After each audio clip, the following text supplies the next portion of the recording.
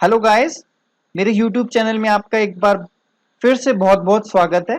और आज हम लोग बात करेंगे रूट लोकस के एक अनदर रूल के बारे में, that is angle of departure और angle of arrival. Right, so we can see over here that angle of departure is obtained when complex poles terminates at infinity. That means in this case we will talk about the complex poles. So gs upon gshs is equal to something divided by denominator, right? तो denominator से हम लोग अगर zero रख के अगर हम जो पोल्स कैलकुलेट करते हैं और वो पोल्स अगर हमारे कॉम्प्लेक्स पोल्स हैं तो उस केस में हमको अपने रूट लोकस को ड्रॉ करने के लिए हम लोगों को एंगल ऑफ डिपार्चर या angle of arrival we have to calculate it, right? So जब कॉम्प्लेक्स पोल की बात आएगी तो we will always calculate angle of departure, right? Similarly angle of arrival is obtained when the poles terminates at complex zeros, right?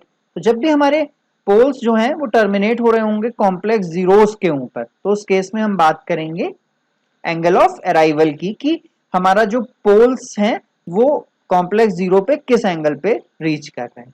तो इसको calculate करने के लिए we have a simple formula that is phi of d is equal to 180 degree plus phi for angle of departure. Similarly for angle of arrival we have 180 degree minus phi, where phi क्या है?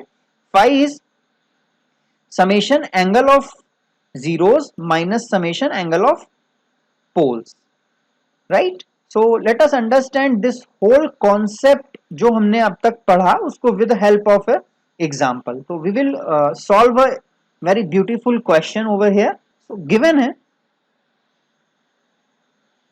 We have GSHS is equal to K upon S into S plus 4 into S square plus 4S plus 20, right? So our second step is we have number of poles as 1 2 3 4, right? So we have P is equal to 4, Z is number of zeros, तो इसमें एक भी zero नहीं है, that's why it will become 0. अब यहाँ पे हम लोग एक चीज कैलकुलेट कर लेते हैं that P minus Z would be 4 minus 0, that will become 4, right? तो 4 ब्रांचेस ऐसी होंगी इनफाइनाइट पे टर्मिनेट हो रही होंगी, right? So third part is हम ये मार्क कर लेते हैं कि कौन सा पार्ट हमारा रूट लोकस पे होगा या कौन सा रूट लोकस का पार्ट नहीं होगा, right? So let us draw these poles and zeros. We have first pole at s is equal to 0, तो चलिए मार्क कर लेते हैं that is s is equal to 0। Similarly s is equal to -4, तो s is equal to -4 assume कर लेते हैं, this one is the s is equal to -4, right? अब इस डिनोमिनेटर के इस पार्ट से हम निकालेंगे कि हमारे पोल्स कैसे आते हैं, कॉम्प्लेक्स आते हैं या सिंपल पोल्स आते हैं, right? S square plus 4s plus 20 is equal to 0, right? तो हम लोग अगर श्रीधराचार्य विधि का प्रयोग कर लें यहाँ पे तो क्या होगा? s is equal to minus यहाँ पे a, यहाँ पे b, यहाँ पे c, minus b plus minus under root b square that is 4 4 16 minus 20 into 4 that is 80 divided by 2, right? This will become -4 plus minus, we can write it as under root -64 divided by 2, right? So this will become, अब हम लोग यहाँ पे जानते हैं minus under root 1 को हम क्या लिख लेते हैं? j लिख लेते हैं, तो this will become -4 plus minus j और अंडर रूट 64 की वैल्यू 8 हो जाएगी, this is divided by 2, that's why this will become 2 plus j4 and -2 minus j4, right? So we have a two complex conjugate poles. देखिए तो ये कहाँ पे आएंगे? सपोज करो ये 1, ये 2, ये 3, right? So this will become -1 -2 and -3, -2 comma j4, -2 comma j4 assume कर लेते हैं यहाँ पे कहीं आएगा। सिमिलरली इसका कॉन्जुगेट पार्ट कहाँ पे आएगा? नीचे की साइड में this is minus j4, right? So this is the basic configuration.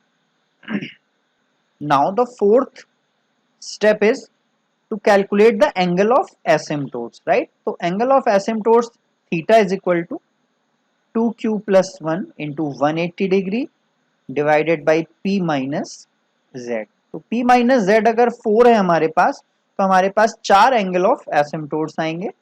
तो first would be theta 1, right? Theta 1 क्या हो जाएगा? q की वैल्यू हम 0 रख देंगे वेरी फर्स्ट टाइम, तो this will become 1 into 180 degree divided by 4. ये क्या बन जाएगा? 45 degree.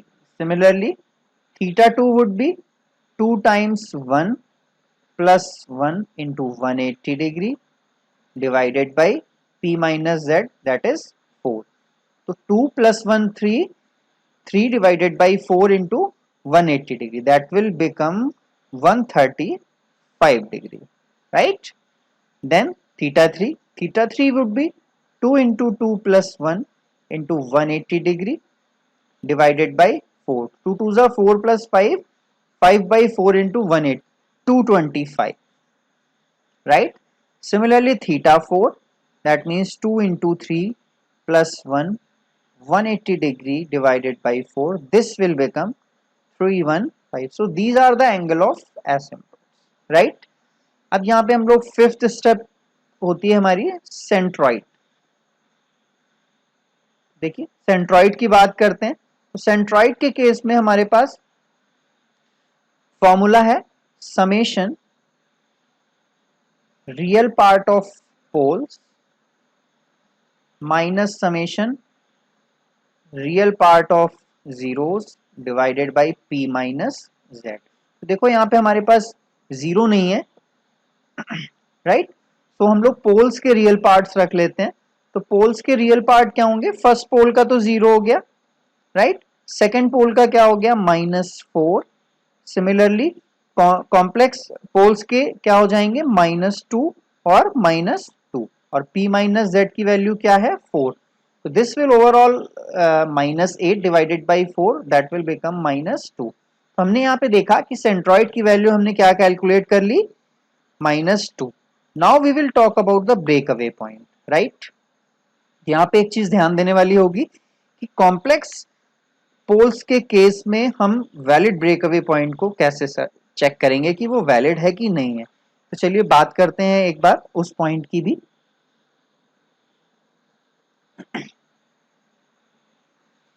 So 6th point is breakaway point, right? So breakaway point के लिए हम 1 plus GSHS is equal to 0 करेंगे. देखिए S into S plus 4 into S square plus 4S plus 20 plus K is equal to 0, right? तो हम इसको solve कर लेते हैं. इसको सॉल्व करेंगे, this will become S to the power 4 plus 8 S cube plus 36 S square plus 80S plus K is equal to 0, right? तो यहाँ से हम K के टर्म्स में लिख लेते हैं. तो K के टर्म्स में ये क्या हो जाएगा? सारा का सारा एक माइनस साइन के साथ उधर चला जाएगा. -8 S cube plus 36 S square plus 80S plus that's it, right? Next is कैसे हमें कैलकुलेट करना है? We will calculate dk by ds. So dk by ds will become this minus as it is 4s cube plus 24s square plus 72s plus 80. अब हमें इसको 0 के equal रखना है, राइट? तो अगर हम लोग इसको सॉल्व करेंगे with the help of calculator, so we will get that the values for s would be s is equal to -2 and -2 plus minus j2, right? Because the highest power is 3, that's why we will have a 3 points. Now for checking this is very important point over here. For checking validity of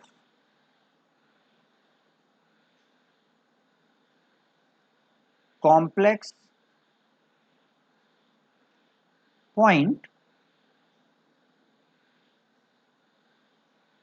the real part of complex point and centroid point, that is -2 in this case, should be same.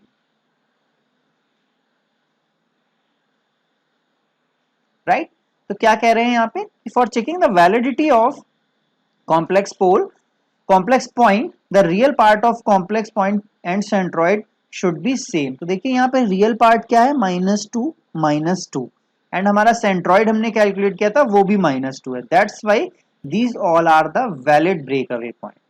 Right, in the 8th point we will talk about the marginal values of the gain. k की हम किन किन values को very करा सकते हैं और कहां तक वेरी करा सकते हैं. राइट, तो उसके लिए हमने पढ़ा लास्ट लेक्चर में कि हमें राउथ एरे का यूज करना पड़ता है.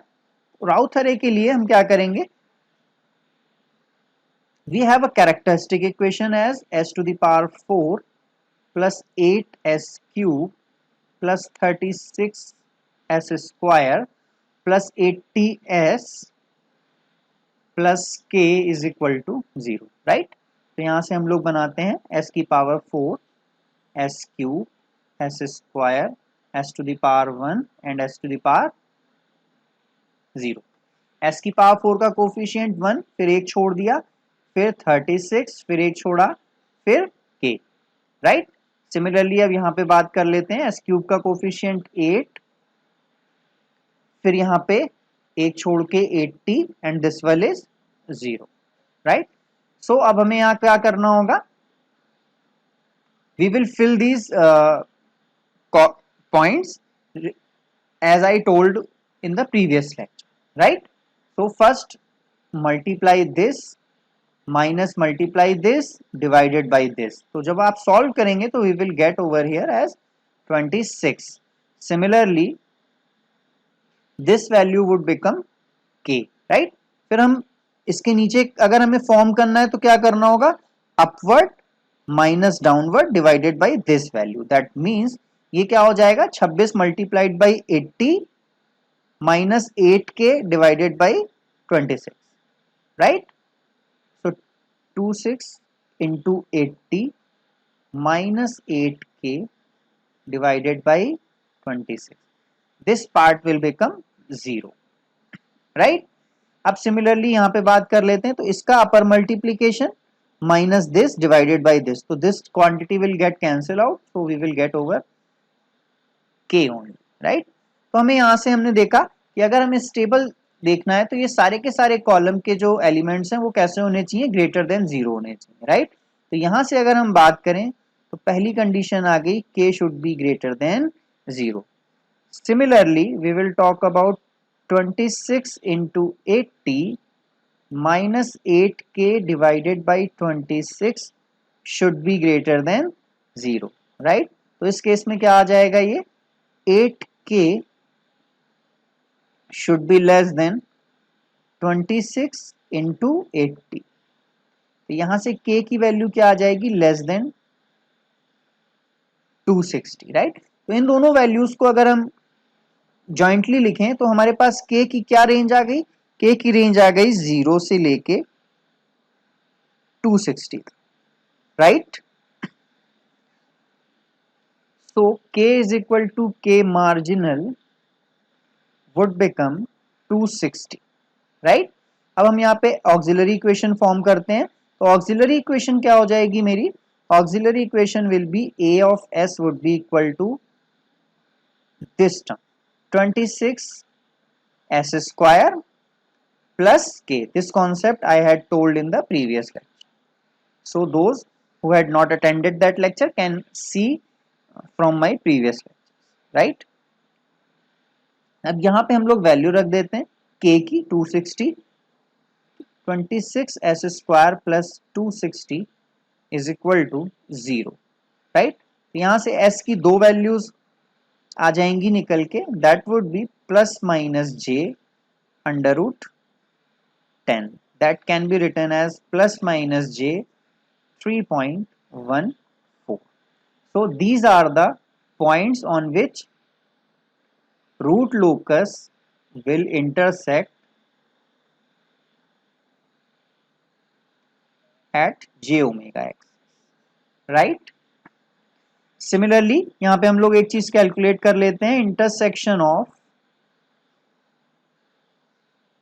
Asymptote with j omega axis, right. तो उसके लिए फॉर्मूला क्या था, tan of theta, right? So theta would be 45 degree, that would be equal to y divided by x, जहां पे सेंट्रॉइड की वैल्यू हमने क्या निकाली है -2, तो वो जो लेंथ होगी वो कितनी हो जाएगी 2, तो यहां से हमने y की वैल्यू निकाल ली 2 tan 45 degree, that is equal to plus minus j2, value 2 होगी लेकिन क्योंकि इमेजिनरी एक्सिस पे है that's why we had put j, right? Next is the angle of departure, right? Why angle of departure? Because we have p minus z as is equal to 4, that means 4 branches will terminate at infinity, and जिसमें से हमारे पास दो complex poles हैं, right. तो हम यहाँ पे contribution देखेंगे कि किस एंगल पे डिपार्चर होगा, right. So this is first pole, second pole, third pole and fourth pole. So these two poles are complex poles and conjugate with each other also, right? So इस पोल पे अगर हम लोग एंगल ऑफ डिपार्चर कैलकुलेट करना चाहें तो उस case में हमें पहले इस पोल पे फाई की वैल्यूज कैलकुलेट करनी पड़ेंगी, जो कि प्रोजेक्ट होगा किसकी वजह से, rest of the three poles की वजह से, राइट। सो फर्स्ट पोल अगर s इज इक्वल टू 0 पे है तो उसकी वजह से इस पोल पे क्या एंगल सबटेंड हो रहा होगा, that would be the 5p1, right. Similarly इसकी वजह से 5p2, सिमिलरली इस वाले पोल की वजह से एंगल जो है वो 5p3 है, right. So let us calculate this with the help of some geometry. तो देखिए यहाँ पे बड़े केयरफुली समझने की बात है, फाई ऑफ p1 क्या हो जाएगा, देखो phi of p1 would be, total angle would be 180 degree, right? So if we write it as 180 degree minus tan inverse 4/2, देखो कैसे, ये एंगल क्या होगा, दिस एंगल वुड बी, अगर हम इस एंगल का tan ले लें क्या हो जाएगा, this length would be j, that is would be fourth, right, because this is j4, तो ये जो लेंथ हो जाएगी वो 4 unit, similarly this length would be 2 unit, right? So tan inverse 4/2, that will be this angle, और 180 में अगर हम subtract कर दें तो हमें phi of p1 मिल जाएगा, right? तो क्या हो जाएगा 180 डिग्री माइनस tan inverse 2, अब tan inverse 2 की वैल्यू अगर आप रखोगे तो that will become 63.4 degree, if we calculate it this will become 116.6 degree, तो हमने 5p1 कैलकुलेट कर लिया, that is 116.6 degree. Similarly 5p2 देखिए, 5p2 is nothing but the 90 degree, right, this angle is make by 90 degree, तो हम यहाँ पे लिख सकते हैं 5p2 इज 90 degree. Similarly if we talk about 5p3, 5p3 क्या हो जाएगा, simply tan inverse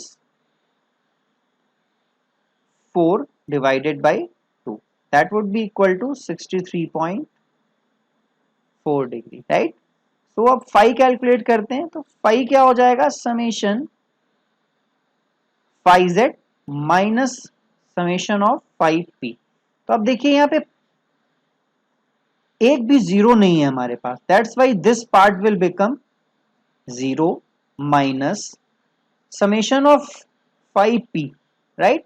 तो पोल्स की वजह से जो हमारे फाई कैलकुलेट हुए हैं, जो एंगल कैलकुलेट हुए हैं, उन सब का समेशन करना है। दैट मीन्स 116.6 प्लस 90 डिग्री प्लस 63.4 डिग्री। जब आप सॉल्व करोगे तो you will get it as -270 degree, right. अब फाइनल फॉर्मूला है phi d is equal to 180 degree plus phi 180 plus -270, that will become -90 degree. That means जो डिपार्चर एंगल होगा वो डाउनवर्ड डायरेक्शन में होगा, in this direction, right. Let us draw the final root locus.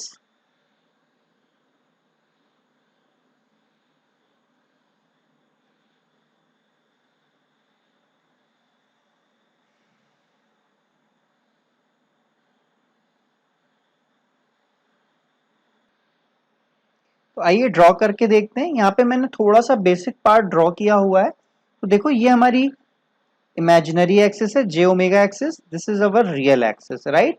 तो हमको ये पता है कि हमारा जो सेंट्रॉइड है वो कहाँ पे है, -2 पे है। और उससे पहले हमें हमारे पोल्स की लोकेशन पता है।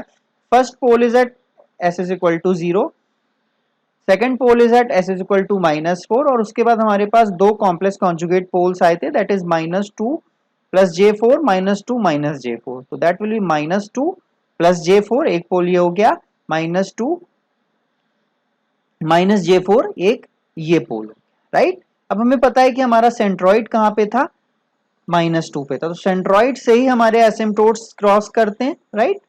तो हमने चारों, हमारे पास P minus z is equal to 4 था, दैट्स वाई हमको 4 एसिम्प्टोट्स मिले। तो हमने उन चारों को ड्रॉ किया, राइट। तो देखो पहला एसिम्प्टोट जो ड्रॉ किया वो 45 डिग्री के एंगल पे किया, तो दैट मीन्स ये जो एंगल है वो कितना है, 45 डिग्री, राइट। उसके बाद सेकंड एसिम्प्टोट का एंगल था 135 डिग्री, राइट। थर्ड एसिम्प्टोट था 225 डिग्री, राइट। और फोर्थ एसिम्प्टोट था हमारा 315 degree, right. Late us draw. अब देखो यहां पे हम लोग देख लेते हैं कि कौन सा पार्ट रूट लोकस पे होगा, कौन सा नहीं होगा। तो देखो अगर हम लोग यहाँ पे इसके बीच में देखें, इन दो पोल्स के बीच का पार्ट देखें, तो जाहिर सी बात है राइट साइड में इसके हमारे पास सिंगल पोल है, that's why this is a part which will be on the root locus. So अगर हम इसको हल्का सा हाईलाइट कर लेते हैं, तो that is the part of the root locus. अब जो हम रेड कलर से ड्रॉ कर रहे हैं that is the root locus, right.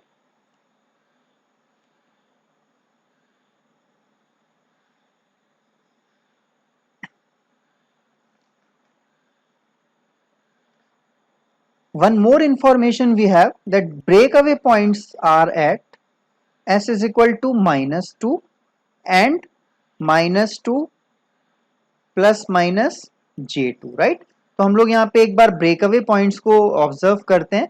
तो देखो एक ब्रेकअवे पॉइंट है s इज इक्वल टू -2 पे, दैट मीन्स वो पॉइंट कहाँ पे आ रहा है, ब्रेकअवे पॉइंट यहाँ पे आ रहा है। तो that means our root locus will move, our poles will move like this, and यहां से उनका ब्रेक अवे होगा। ब्रेक अवे होने के बाद नेक्स्ट ब्रेक अवे पॉइंट्स क्या है हमारे, -2 J2, right. And one more point is -2 J2, right. तो हम लोग वो पॉइंट दोनों आइडेंटिफाई करते हैं, -2 J2 would be something like this point, right. Similarly that point would be this one, right. तो दो हमारे बचे हुए जो ब्रेक अवे पॉइंट्स हो गए वो क्या हो गए, ये हो गए। दैट मीन्स यहां से फिर हमारे जो पोल्स हैं वो दो डिफरेंट डायरेक्शंस में मूव करने चाहिए, right. Now let us draw. So this is the first break away point, so we will make this like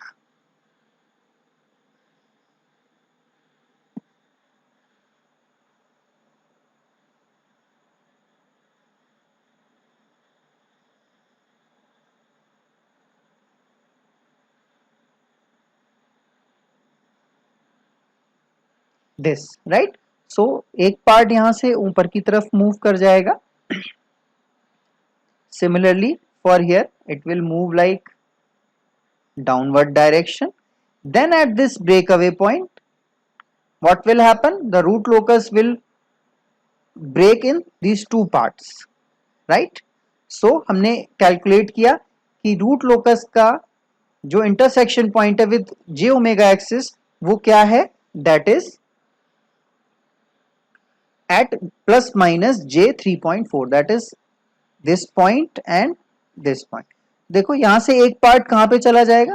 second part will go like this and next will go like this, right. तो यहां से हमारे poles इस प्रकार move करेंगे।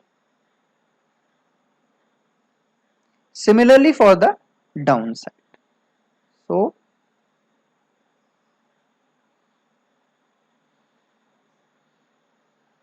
this would be like this, right? अब यहां पे बात करते हैं, हम लोगों ने जो लास्ट पॉइंट निकाला that was the angle of departure, right. तो किस एंगल पे ये पोल डिपार्ट करेंगे यहां से? तो this would be -90 degree, right. हम लोगों ने निकाला phi of d would be at -90 degree. तो -90 degree that means in downward direction, right. तो दिस कॉम्प्लेक्स पोल के लिए -90 किधर होगा? डाउनवर्ड डायरेक्शन में। तो this pole will depart like this, that means phi d would be -90 degree, right? Similarly for this pole we will have plus 90 degree because these are complex conjugates, that's why this will be at plus 90 degree, right? So these are the angle of departures for the complex poles. That means कि ये जो complex poles हैं वो कैसे हमारे move करेंगे, depart करेंगे? That will depart downward, that will depart plus 90 degree upward side, right? Similarly these two poles will come at this breakaway point, then these two will go downward and upward. From these two breakaway points this will go like so. This is the root locus, right? So you can clearly see that all the root locus part is on the left side of the complex plane. That's why it is totally stable, right? So this is all about the root locus. In the next lectures we will talk about the numerical based on the angle of the arrival, right? So thank you for your valuable time. If you think that these questions are helpful for you तो please subscribe करना ना भूलें, please like करें, share करें और comment करना ना